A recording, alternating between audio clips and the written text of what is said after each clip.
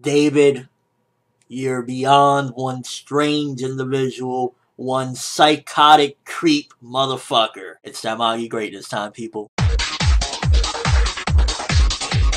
Holy shit, coming fresh off the heels of a little kid being roasted to death, we get this chapter where seemingly David does everything in his power to fuck with Solomon mentally and also come across as a pure fucking creep.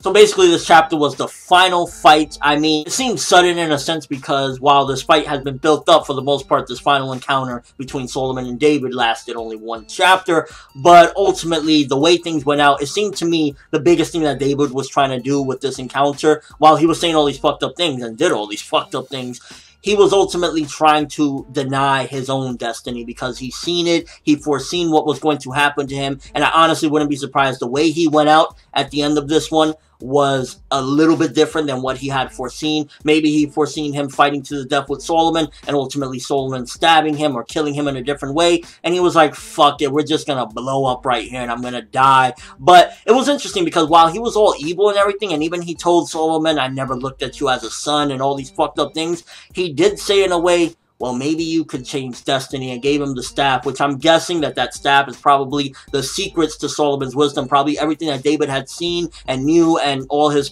prophetic visions came from that staff. So that's probably the big thing that's going to give Solomon that wisdom. But first of all, if he was that fucked up and evil, then why would he give that staff to Solomon unless he foreseen that, yeah, I'm going to come back in the future? And again, there's a huge possibility that Sinbad could be the reincarnation of David. Maybe David is inside of him and it could take over, but that's a whole different thing. But regardless of what, it just really kind of confused me in a sense because he was coming off as like, yo, I roasted the skin and the bones off those motherfuckers. I had that dude to the point where he couldn't even scream anymore. And I was like, you evil and twisted bastard. Oh my god. And then he's like, you're not even my son. I never looked at you like that. So definitely an evil dude. But then why would he go out like that, basically saying he's, in a sense, entrusting Solomon to change destiny and see if he can do it? So I don't know if David was just some manically depressed motherfucker and it was just like, yo, I'm gonna go out with a bang, I'm killing everything. But there was definitely something there. It was more than just cut and dry, yeah, I'm fucking evil, I want to kill people. This was definitely something more intricate than that. And it almost seems as though in a way he was trying to provoke Solomon when he was saying all those things, and you know, Solomon just went into a fit of rage like, I'm gonna fucking kill you. And it definitely seemed like David was trying to do things in a way, either he was trying to achieve his exact destiny of what he's seen,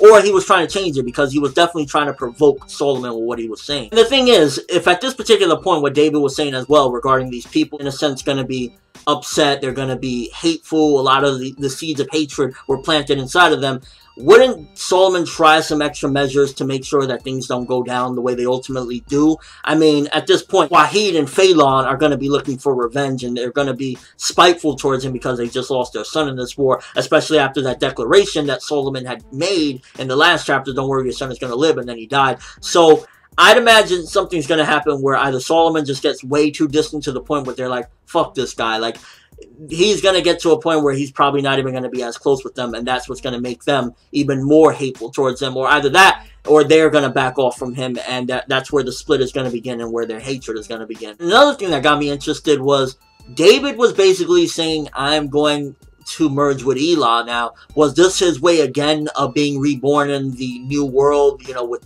Sinbad? There's a lot of questions that you can ask yourself. It felt like while this was the finale, it felt like it was just the beginning at the same time. I think that this was, in David's mind, just the beginning of his new future of what he probably couldn't see. So David, while he was evil as fuck and just, he did so many disgusting things, and even what he's told to Solomon at the very last minute was absolutely atrocious, there was more to him than that. I feel there was definitely more to him than that. One of the things is, you can argue that he was just scared of death in general, and he was afraid to accept destiny, but ultimately had to do it. But maybe he did it in a different way. Maybe, again, Solomon was supposed to kill him in a different way. But in the end, he did accept death at Solomon's hands. You can't deny that, because he did basically self-destruct and gave him that staff. I think one of the most important things to David was changing destiny. And it's interesting that what Aladdin is doing right now, while Aladdin thinks he's doing the right thing, if anything, he could be causing something way worse. And we can definitely see something very bad coming out of everyone seeing this. Because remember, everyone is seeing this. Sinbad and all them are seeing this.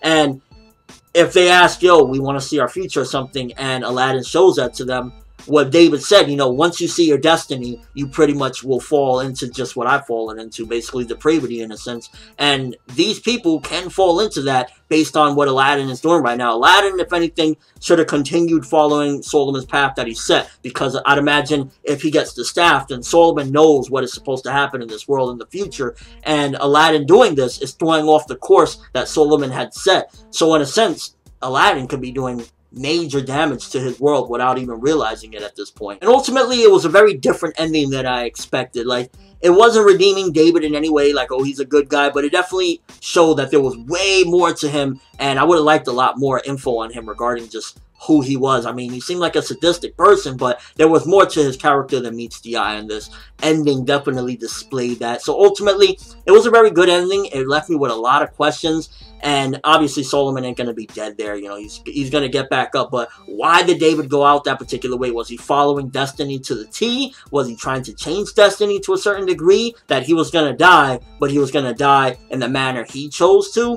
Or was it that he immediately knew, well, I'm going to a new world to be reborn as a Sinbad guy anyway, so let me do it. And again, I'm going under the assumption that Sinbad is him. Who the fuck knows? Maybe he's not even going to be reborn at all, but it could be that as well. Quickly want to comment on the art. Definitely in this chapter, it was a little bit hard to differentiate between Solomon and David. One of the best things that I could use was, like, Solomon's eyes is different than David's eyes as far as, like, the black goes, but their character designs are very similar in this chapter. I was kind of like, so you could have done a little bit of a better job aside from the black eyes to differentiate them, because sometimes I was like, wait, that's Solomon. Oh, okay, that's David. So regarding art-wise, it wasn't too, like, bad or anything like that, but it was really, like, similar regarding the characters in this one. Overall, everything that David did, at the end of the day, he planted many seeds of hatred that is going to be the downfall of Al-Mataran. So here is where it all starts, with everyone hating, and here is where Al-Mataran starts to give birth to Al-Thaman. Orthodox is gone, because at this point, I think all the Orthodox went with David as well. They all died.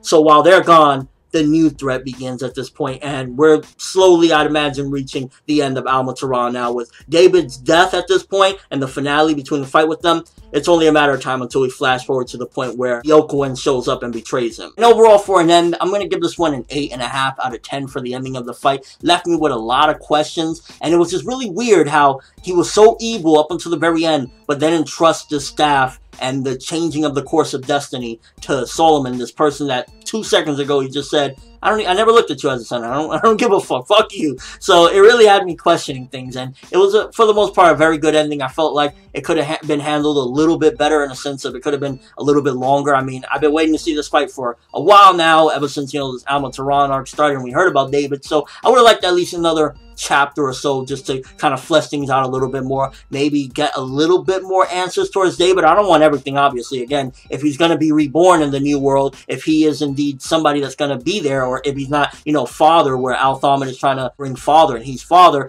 whoever he is, then I guess we'll get the answers later on. But let me know what you think about David. First of all, why do you think at the very end he was just kind of slightly changing in sense his tone of how he was like, yo, I'm leaving this to you, see if you could do something? Do you think that that was just the stress of his entire life? Once he found out his future, it just kind of made him fall into despair and do all these dark things and become this dark person? What was your whole take on that? And at the end of the day, do you feel as though Sinbad is indeed the reincarnation of David? And if not, do you think then Father, who Al-Thaman was trying to bring back, was David coming out of Elah, that black Elah? Or is David the black Elah that we saw in our world now? Is that basically what happens to Elah? And just your overall thoughts of the finale of David versus Solomon, the way things went down. I'm still kind of like puzzled in a way about a lot of different things. So that was one of my main things regarding this fight. It's kind of like, man, it gave us some answers, but at the same time, it gave us a lot more questions regarding David and the future of not only this world, but our world, you know, the current world. But that's all I have for this review. Thanks for watching. Hope you enjoyed it. If you liked anything I had to say or enjoyed the video, drop me a like. I'd greatly appreciate it. And if you haven't subscribed, you can do so as well. That'd be awesome. I'm ForneverWorld, and as always, people, have an awesome day.